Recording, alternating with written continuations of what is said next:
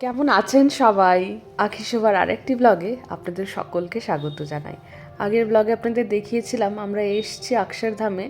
তখন আপনাদের দেখানো হয়নি এখানে এরকম ক্লোকরুমে কী কী রাখছেন সেটির জন্য একটি ফর্ম ফিল আপ করতে হয়। কী কী রাখতে পারেন আর কী কী রাখতে পারেন না ওনারা একটা লিস্ট করে দিয়েছেন। যেমন মোবাইল বা পার্স বা গয়নাগাটি এসব আপনি রাখতে পারবেন না, কিন্তু যেগুলো রাখতে হবেই সেগুলো হচ্ছে চার্জার, মোবাইল, ল্যাপটপ ইত্যাদি। তো সকালবেলায় অক্ষরধাম আমাদের ঘোরা হয়ে গেছিলো, আর তারপরে খাওয়া দাওয়া করে ঘুমিয়ে গিয়েছিলাম। মাঝখানে তো আজকের দিনটা তো ফ্রি আছি, ওই জন্য সবাই মিলে চলে এসেছি সন্ধেবেলায় চাঁদনি চকে। কত সিনেমায় দেখেছি, কত বইয়ে পড়েছি, কত গল্পে শুনেছি, আজকে সেই চাঁদনি চকে আমি প্রথম এলাম। দিল্লি কখনো আসা হয়নি বলাটা ভুল হবে। দিল্লি এসেছি বলতে আমার বাবার পিসতুত দিদি নয়ডাতেই থাকতেন। তো আমরা যখন ওই বৈষ্ণোদেবী থেকে ফিরছি তখন মাঝখানে ট্রেনটিতে অনেকক্ষণ গ্যাপ ছিল, মানে যে ট্রেনটিতে নামলাম আর যে ট্রেনটি ধানবাদের জন্য ধরবো সেটা দিল্লি থেকেই ছিল, কিন্তু অনেকক্ষণ গ্যাপ ছিল টাইমিংয়ের, যে কারণে আমরা চলে গেছিলাম ওই পিসির বাড়িতে, বুবুল পিসির বাড়িতে নয়ডায়। তো ওই সময় দিল্লি আসা হয়েছিল, কিন্তু তখন ঘোরা হয়নি এইসব জায়গা, ঘোরার মতন আমাদের সময় ছিল না, শুধু পিসির বাড়িতে গিয়ে আমরা হল্ট করেছিলাম। কিন্তু আজকে এই রুমির বিয়েতে এসে আমরা মন খুলে দিল্লি ঘুরেছি, কারণ বিশেষ করে আজকের মাঝের দিনটা ফ্রি রয়েছে। আর এনাকে তো কম বেশি আপনারা ভিডিওতে নিশ্চয়ই দেখে হবেন, জলেবিওয়ালা। তো আমরা এসেছি এই ওল্ড ফেমাস জলেবিওয়ালার কাছে। তো এনার জিলিপি তো সত্যিই ফেমাস। আমরা ভাবলাম যে আমরা মানে ভেবেই এসেছিলাম যে আমরা খাবো। মা বললো আসতে পারবে না, মায়ের কালকে অত রাত্রেবেলা খাওয়া দাওয়া করে শরীরটাও একটু অসুস্থ হয়ে গেছে। তো এসছি আমি, জিৎ, সৌরভ, কাকাই, কাকিমণি, আর এই যে নিয়ে নিয়েছি জলেবি আর রাবড়ি। এত অপূর্ব খেতে, মুখে দিয়েই মনে হচ্ছে মিশে গেল। পুরো নরম তুলতুলে তুলোর মতন খেতে, জানেন জিলিপিটা অসাধারণ বানিয়েছিল। কিন্তু দাম, একটি জিলিপির 100 টাকা দাম। যাই হোক, চলুন একবারই আসা একটি জিলিপি খাওয়া। আর এই যে গুরুদ্বারা, চাঁদনি চকের ফেমাস গুরুদ্বারাতে আমরা এখন আছি, ভেতরে যাইনি, বাইরে থেকেই বেরোচ্ছি, এক এক করে দোকানগুলো দেখছি আর চোখ ধাঁধিয়ে যাচ্ছে। আর এত কম দাম জিনিসপত্রের, আমরা মানে নিজের কানকে চোখকে বিশ্বাসই করতে পারছি না যে এত কম দাম হতে পারে। যেখানে মানে ওই ঢেলে আর কি ঢালাও বিক্রি হচ্ছে, দোকানগুলোতে আবার প্রচুর দাম। যেমন একটি লেহেঙ্গার র্যান্ডামলি দাম জিজ্ঞেস করাতে ওনারা বললেন 70,000, 1,00,000, 1,30,000 এরকম দাম ওনারা বলছেন। কিন্তু র্যান্ডাম যেগুলো জিনিসপত্রগুলো ধরুন রাস্তায় বিক্রি হচ্ছে ওগুলোর আবার খুব কম দাম। আর এই যে চলে এসেছি পারাঠা গলিতে। পারাঠা গলি হচ্ছে বিভিন্ন ধরনের পরাঠায় যে নাম লেখা রয়েছে, পুদিনা পরাঠা, পনির পরাঠা, গাজর পরাঠা, কিশমিশ পরাঠা, বিভিন্ন ধরনের পরাঠা। আর এই 4 রকম 5 রকম করে তরকারি আর চাটনি দিচ্ছে, আর একটা করে পরাঠা দিচ্ছে। তো এই পরাঠা খেয়েই আমাদের মোটামুটি পেট ভরে গেছে। এরপরে আমরা ভাবলাম যে তাড়াতাড়ি আমরা ইন্ডিয়া গেটটা দেখবো, আমার খুব ইচ্ছে ছিল ইন্ডিয়া গেটটা দেখবো। তো তাড়াতাড়ি পরাঠা গলি বেরিয়ে আমরা চলে এসেছি ইন্ডিয়া গেট দেখতে। নিজের চোখে ইন্ডিয়া গেট দেখছি। সামনেটাতে কনস্ট্রাকশন হচ্ছে, প্রায় এই 300 মিটার আগে সব অটো টোটো দাঁড় করিয়ে দিচ্ছে, ভেতরে ঢোকা যাবে না, এই সামনেটা কনস্ট্রাকশন হচ্ছে তাই। যদিও ট্যুরিস্টদের জন্য কখনো বন্ধ হয় না, কিন্তু এই রাতের সময়টাতে বিশেষ করে এই সময় বন্ধ, কারণ ওই রাশিয়া থেকে পুতিন এসেছেন, তো ওই জন্য সিকিউরিটি রিজনসের জন্য বলছে সন্ধ্যে 7টা থেকে এনারা এই রাস্তাটা বন্ধ করে দিয়েছেন। যাই হোক, খাওয়া দাওয়া করে আমরা পৌঁছে গেছিলাম হোটেলে। তারপরে এটি পরের দিন সকালবেলায় হোটেলের রুম থেকে 7তলা থেকে কি সুন্দর লাগছে দেখুন। রুমিকে জিজ্ঞেস করাতে রুমি বললো অলমোস্ট ইস্ট দিল্লিটা পুরোটাই এখান থেকে দেখা যাচ্ছে। বিভিন্ন স্পটগুলো বললো, এই সময় নামগুলো আমার মনে পড়ছে না ঠিকই, কিন্তু অনেকটা দূর অবধি দেখা যাচ্ছে। কি সুন্দর লাগছে দেখতে। আর দরজার জানলাটার সামনেই রয়েছে এই বড় পতাকা, মনটা দেখেই এক নিমেষে ভালো হয়ে গেল। তাড়াতাড়ি রেডি হয়ে আমি, বিশাল আর মা বেরিয়েছি আজকে সরোজিনী মার্কেট ঘুরবো বলে। অনেক নাম শুনলাম, যাদেরকেই বলছি তারাই বলছে হয় জনপথ যাও নয় সরোজনি যাও।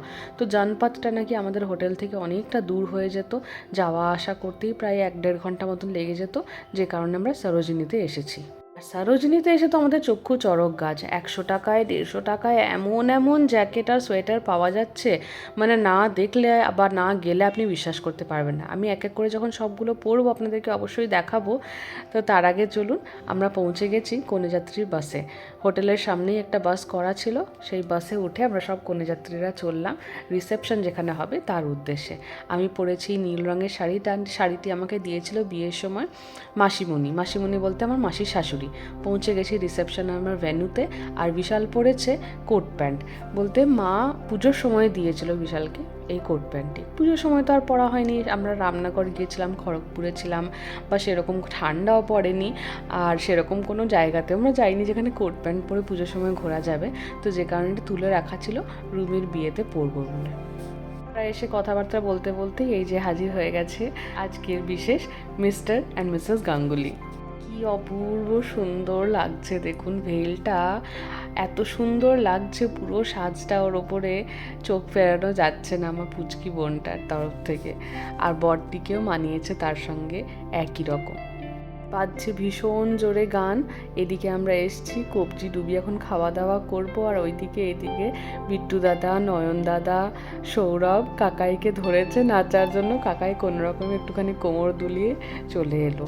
অনেকক্ষণ ধরেই ডাকছে, একবার তো মনে হচ্ছে যেতে হচ্ছে। আর এত সুন্দর সুন্দর গান বাজাচ্ছে ডিজেটা, মানে থাকতেই পারছে না। এই যে দেখুন সমানে বর কিন্তু নেচে যাচ্ছে, বউয়ের তাড়নায় বর আর ফ্লোরে নাচতে পারলো না আমাদের সঙ্গে। বউ খালি বলছে ছবি তোলো ছবি তোলো, সব গেস্টরা আসছে, ছবি না তুললে হয়, শুধু বউয়ের সঙ্গে ছবি তুলে চলে যাবে। তো যাই হোক চলুন, বর ওখানে স্টেজে দাঁড়িয়ে দাঁড়িয়ে নাচছে আর ছবি তুলছে। আপনাদেরকে ততক্ষণে আজকের খাবারে কী কী মেনু রয়েছে সেগুলো একবার ঘুরিয়ে দিই। এই তো জাস্ট স্টার্টারগুলোই খেলাম, এখন খাবো না, একটু দেরি করেই খাবো। এখন তো যারা গেস্ট এসেছেন তারা খাচ্ছেন, এরপরে একটু ফুচকা টুচকা এইসব টুকটাক খাই। আর এখানে দহি ভাল্লেই চাটগুলো এত ভালো বানায়।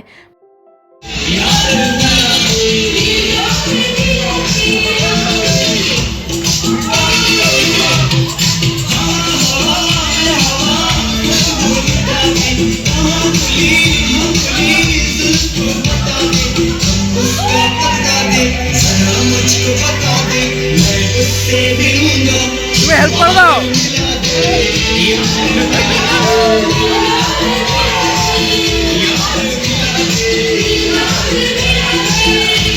ডান্স ফ্লোর পুরো ভর্তি, আমরা কোথাও নাচতে পারছি না করে যেখানেই দাঁড়িয়ে রয়েছি সেখানেই নাচতে লাগলাম সবাই হাত পা ছড়িয়ে। আর এই যে বর বউ মিলে সব তত্ত্ব সাজিয়েছে, কি সুন্দর দেখুন সাজিয়েছে তত্ত্বগুলো।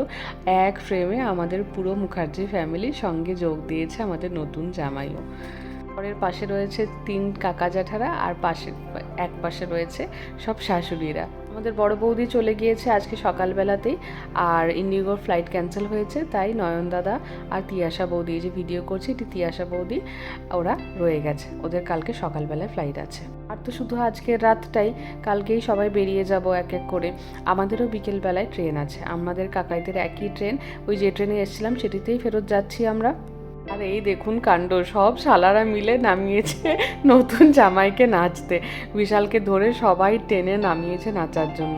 আমাকে অনেকক্ষণ ধরে বলছে আমি ভয়ে ভয়ে আছি, শাড়ি পরেই নাচানাচি আমি পছন্দ করি না, যদি বাই চান্স ভয় লাগে খুলে টুলে যায়। অত তো অভ্যেস নেই, কিন্তু ভয় পেলে হবে কি। এই যে দেখুন টেনে বিশাল নিয়ে এসছে, আর এই ডান্স ফ্লোরে জায়গা নেই, নিয়ে বর বউ এখন নেমে গেছে, ওরা ফটোশ্যুট করতে গেছে। নিয়ে বর বউয়ের বসার যে স্টেজটি বানিয়েছিল সেইখানটিতে আমি আর বিশাল এখন চেপেছি নাচার জন্য। আমি ভেবেই এসেছিলাম আজকে নাচ গান হবে, আমি কিন্তু নাচবো না, কিন্তু এত ভালো ভালো গান বাজাচ্ছে বিশ্বাস করতে পারবেন না। রিমিক্সিংগুলো খুব সুন্দর করে আছে আর কি, মানে একটা নতুন বাজাচ্ছে আবার একটা পুরনো বাজাচ্ছে, যাতে সব রকম বয়সের লোকজনরা ইনভলভ হতে পারে। আর আমরা সবেতেই মানে যেই শুনছি এই গানটা সবাই হো করে উঠছি, আর সবাই একবার করে নেচে উঠছে।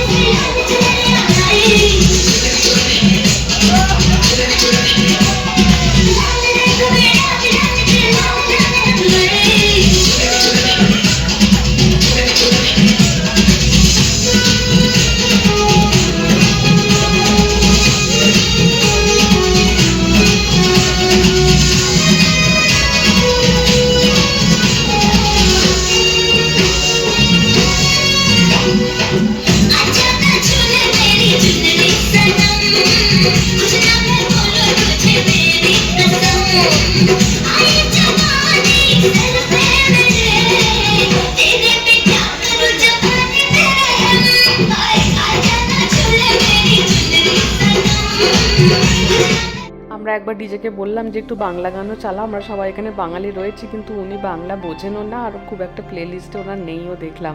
তো যাই হোক, চলুন, ওনাকে আর জোর করলাম না, উনি যা গান বাজাচ্ছেন তাতেই আমাদের বেশ আনন্দ হচ্ছে, সেই গানেই আমরা নাচলাম। বেশ ভালো ভালো গানগুলো চালাচ্ছিল জানেন।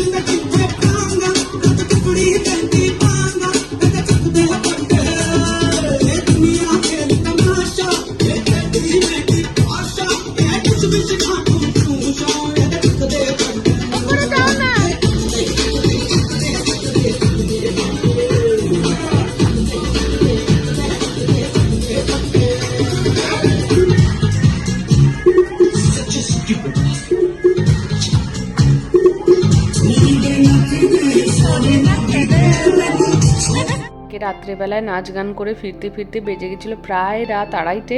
সবাই এসে খুব ক্লান্ত হয়ে ঘুমিয়ে পড়েছি। আজকে সব বেরোনোর পালা, আমরা আগে বেরোচ্ছি, আর জেঠিরা বেরোবে আজকে সন্ধেবেলায়। কালকে ভোরবেলায় ফ্লাইট রয়েছে, তাকে সন্ধেবেলায় বেরোবে। আমাদের গল্প আর শেষ হচ্ছে না, এদিকে মাদের গল্প, ওইদিকে আমাদের ভাই বোনেদের নতুন জামাইয়ের সঙ্গে গল্প। যাই হোক, চলুন, পৌঁছে গেছি স্টেশনে। KFC-তে একটুখানি আমরা খাওয়া দাওয়া করে নিয়েছি। ট্রেন এসে গেছে, ট্রেনে চেপে গেছি, ট্রেন ছেড়েও গেছে। ভিডিওটাও তাহলে আজকে এখানেই শেষ করছি। সবাই খুব ভালো থাকবেন, সুস্থ থাকবেন, সাবধানে থাকবেন। ভালো লাগলে লাইক, শেয়ার, সাবস্ক্রাইব, কমেন্ট করুন। ভিডিওটা কেমন লাগলো আমাকে অবশ্যই কমেন্ট করে জানাবেন। ভালো লাগলে একটা লাইক করে দেবেন, আর আপনারা আশীর্বাদ করুন যেন নবদম্পতি খুব ভালো থাকে, সুস্থ